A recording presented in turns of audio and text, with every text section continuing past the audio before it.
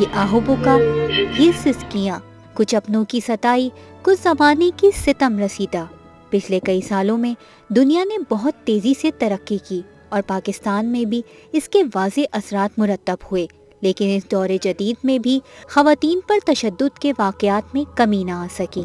اگر ہم جائزہ لیں سال 2005 میں 8,869 خواتین ظلم و ستم کا نشانہ بنی، 2006 میں 7,759 اور 2007 میں 8,135 عورتیں مار پیٹ اور ذہنی اور نفسیاتی تشدد کا شکار ہوئیں۔ یہ سلسلہ 2008 اور 2009 میں بھی اسی طرح کے ہزاروں واقعات سے پر ہے، لیکن ایسے وحشیانہ واقعات کی تعداد اتنی ہے۔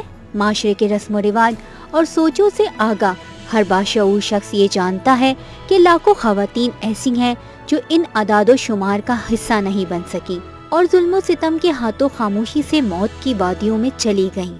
لگتا یہ ہے کہ لوگ ذہنی بیمار ہیں اور وائلنس ہمارے جو ہے نا وہ سوسائٹی کا ایک انٹیگرل پارٹ بن گیا ہے، جس کو ہمیں نکالنا بہت مشکل ہو۔ غریب لوگوں کے گھروں میں زیادہ وائلنس ہوتا ہے اور امیر لوگوں کے گھر میں نہیں ہوتا، یہ کہنے کی باتیں، لیکن ہمارے پاس کیسز آتے ہیں، ان کی نوعیت ڈیفرنٹ ہوتی ہے۔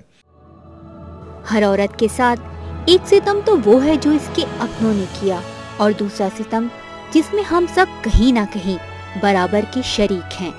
ہمارے سرکاری اسپتالوں میں ہوتا ہے، جہاں کوئی ایسا نظام موجود ہی نہیں جو ستم رسیدہ عورتوں کی شکایت کو فوری طور سے ریکارڈ کا حصہ بنا سکے۔ بس تماشا در تماشا۔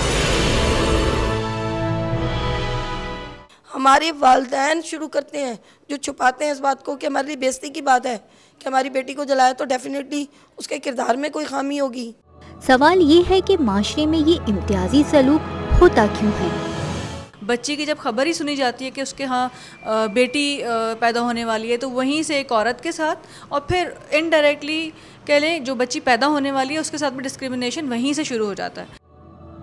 مدد کے لیے پکارتی، اپنوں اور زمانے بھر کا دکھ اپنے دامن اور آنکھوں میں نمکین پانی لیے ایسی خواتین آس لگائی بیٹھی ہیں کہ شاید یہ سوچ کبھی تو بدلے گی۔ جو ایک عورت کو کبھی اس کے باپ، بھائی، شوہر یا کسی اور مرد کے ہاتھوں ذلیل اور رسوا اور زخم رسیدہ کرتی ہے، تو اکثر اس کی ہم نفس یعنی ایک عورت ہی کے ہاتھوں اسے اس اذیت سے دوچار کر دیتی ہے۔ اپنوں اور غیروں کے ظلم کا شکار عورت ہمارے معاشرے کا ایک بھیانک رخ پیش کر رہی ہے۔ وہ پکار رہی ہے، شناخوائے تصدیق مشرق کہاں ہے؟ بہن، بیٹی، ماں، ان مقدس رشتوں کا دوسرا نام عورت ہے۔